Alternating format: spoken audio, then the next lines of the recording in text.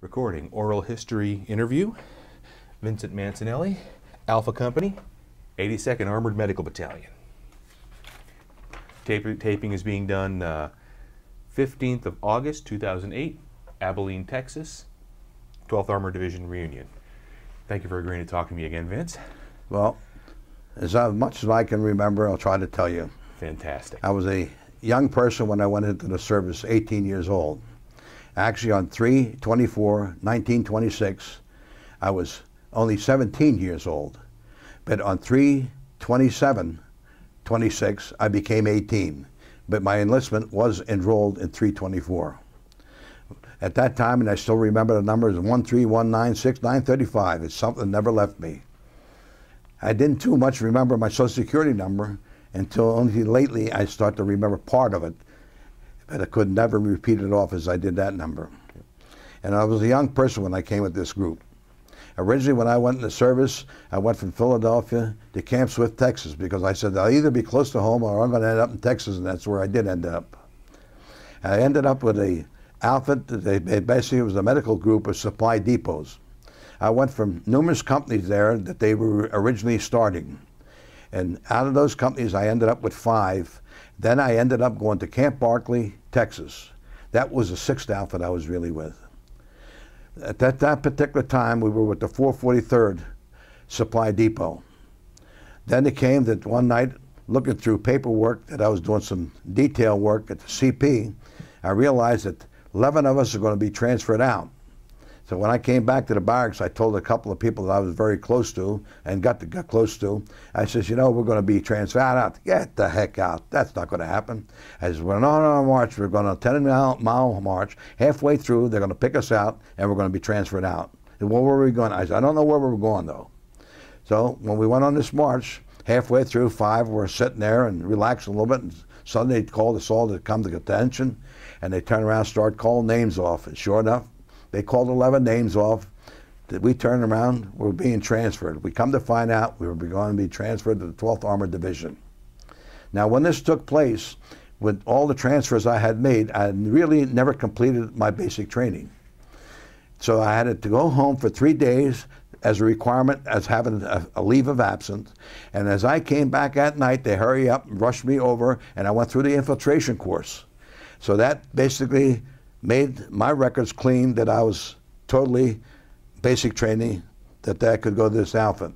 When I went to this outfit, being that we were transferred as they were, they did give us a choice of who we would like to go. And I said, gee, I always wanted to go into the air as far as the paratroopers, and my mother wouldn't sign me because they still could sign because 18 years old, give me permission to go into service. So I didn't make that either. And the reason I came to the Army, I didn't want the Navy. Boats is not my bag. So they sent me to the 119th A Company. At that time, Bill Kahn was, the fighter, Billy Kahn was there, and he was being transferred out to a service company or whatever. After we were there, maybe a few days or so and whatnot, for some of the guys who were going to special training, a couple of them had goofed up, and they turned around and says, all these people were transferred from the medical group, from the supply, went back, and they put them back into the medical group. So there I became a Jeep driver for my commander. But when we were with this particular group, we supposed to come in over the ship, and I was the youngest that we could find till today that traveled over on this ship. When we got there, we were supposed to go to Cherbourg. But partially through going this journey, they turned around, detoured us, and brought us to Tidworth Hill in England. And the reason was Patton had stolen our equipment in Cherbourg. And turned around, he made the excuse that he knew there was going to be a bombing, which there was. So he salvaged the equipment and took it for his own. We had to wait for a while to turn around and get new equipment. And in Tidworth Hill, the customary with the English at 4 o'clock is tea time. And I'm one that don't like tea at all. And a couple times got in tea, you got to drink it. He says, because, you know, it's an insult to the Queen and the King. And so many times I did drink it, sipped on it, so to speak. It really got deadly sick with it because I just didn't like tea.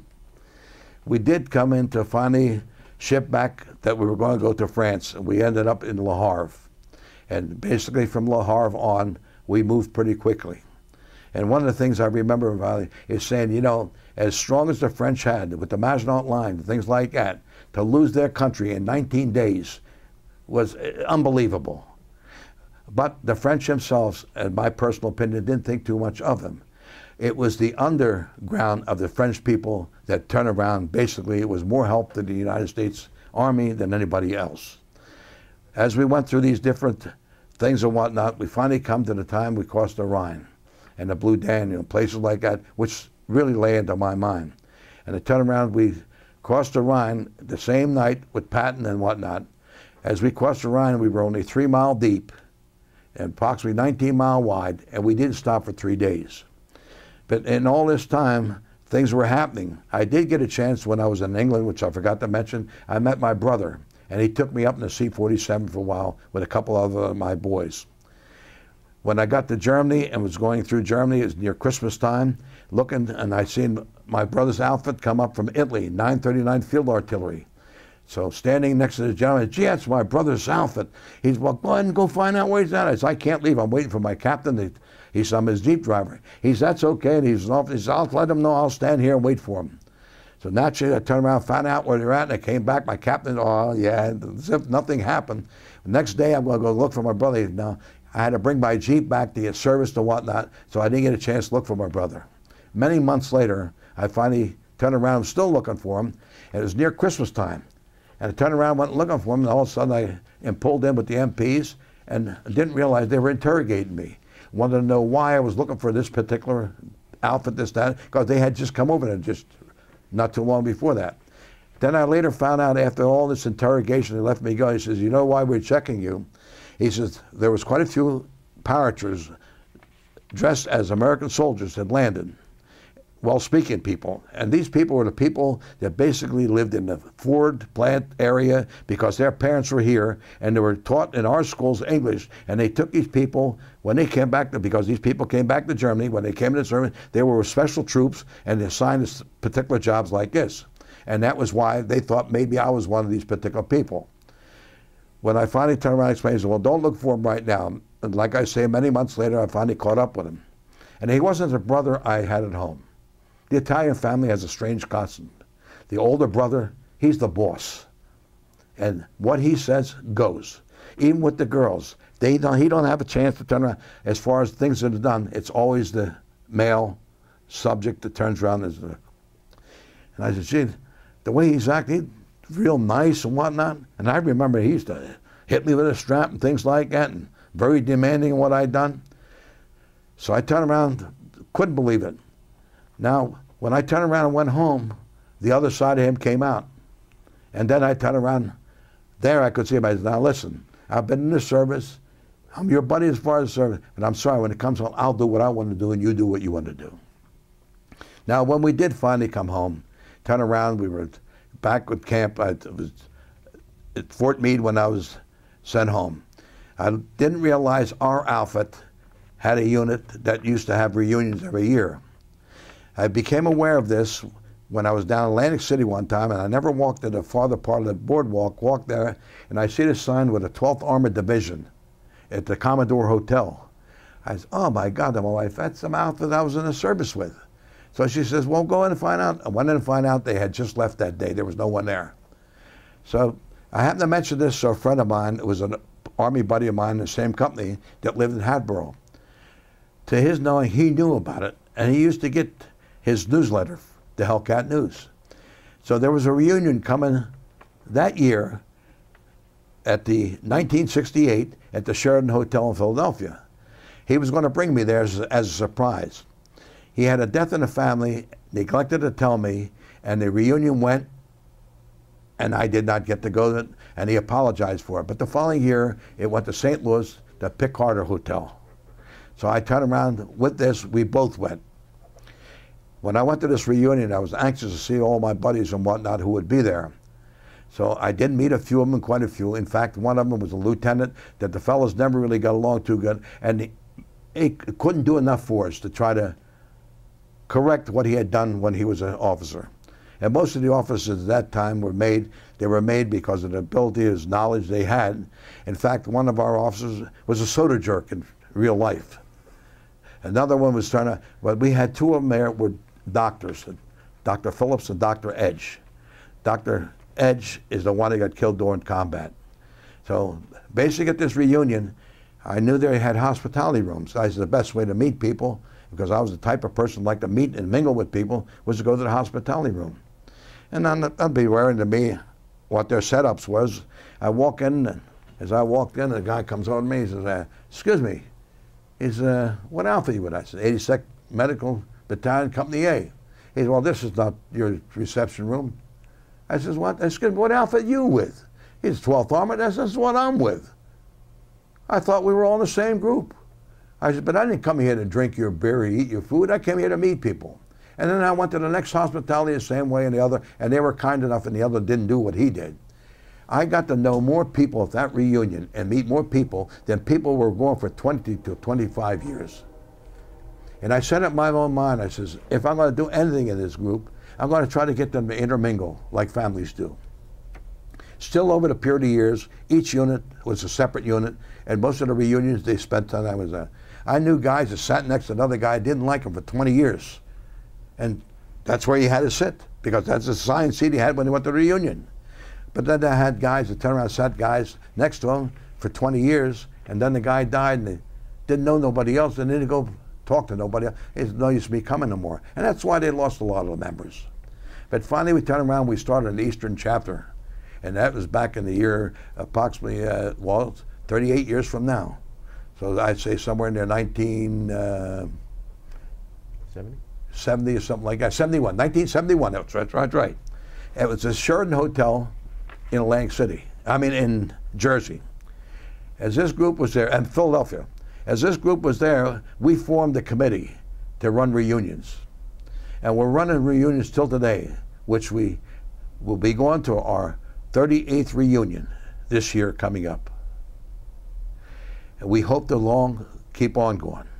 Now with this year, being on the committee, we changed style.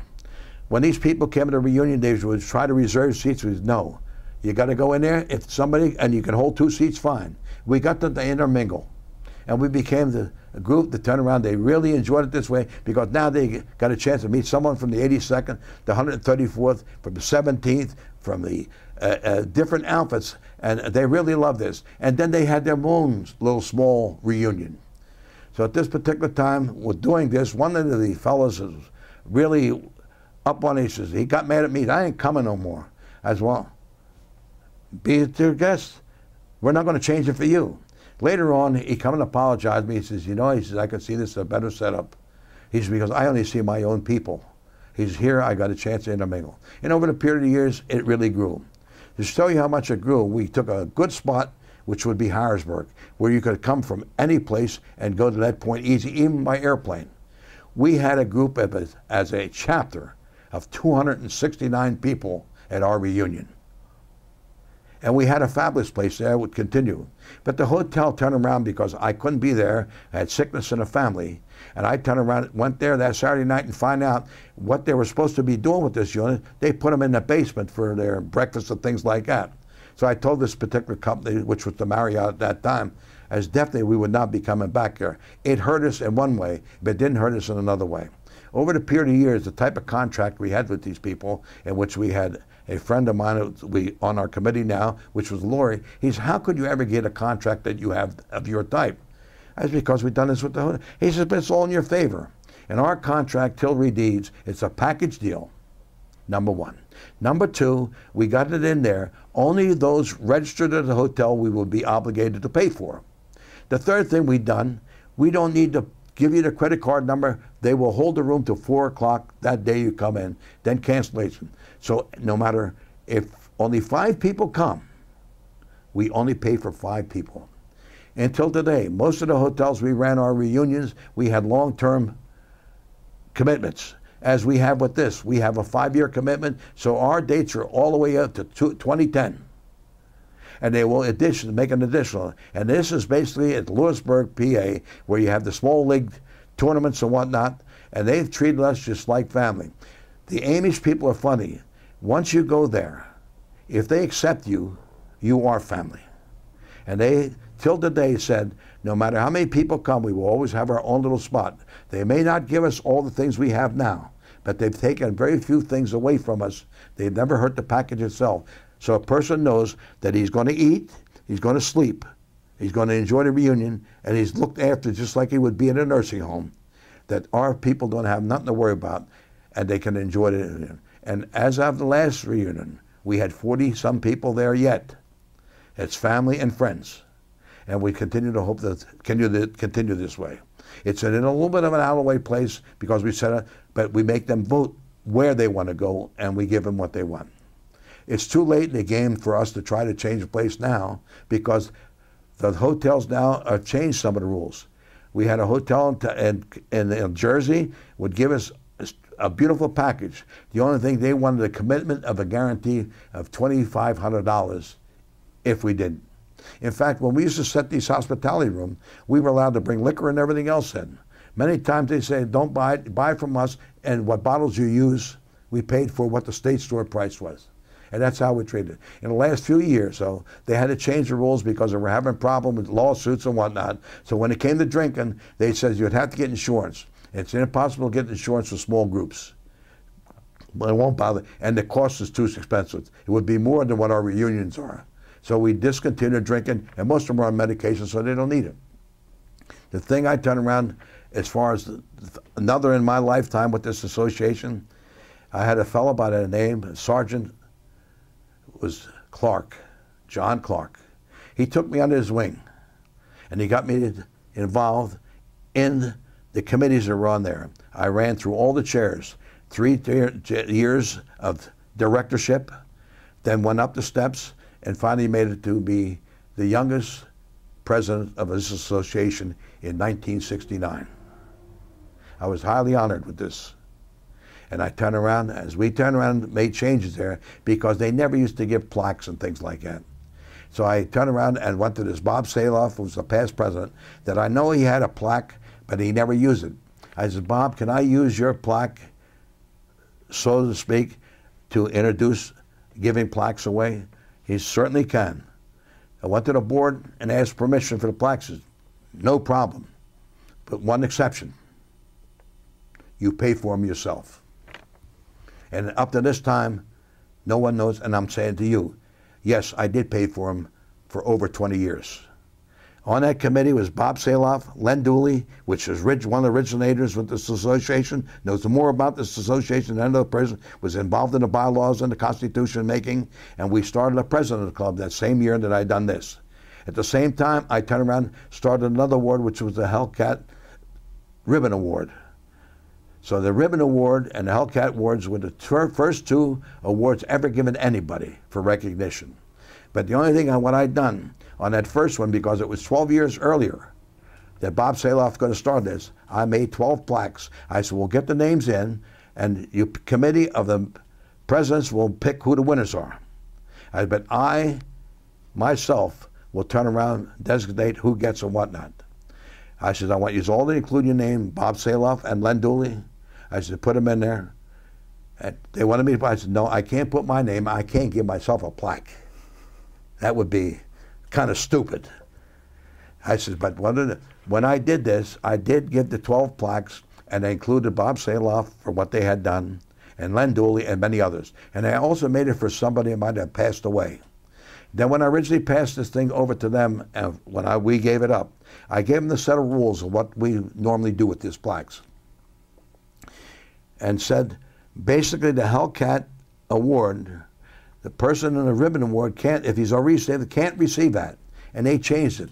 Many years later, I myself received the Blue Ribbon Award, which I felt honored. But really, I felt was not deserving because I already had received the highest award. Over the period of years, they have introduced other awards they've given away that the association itself has picked up.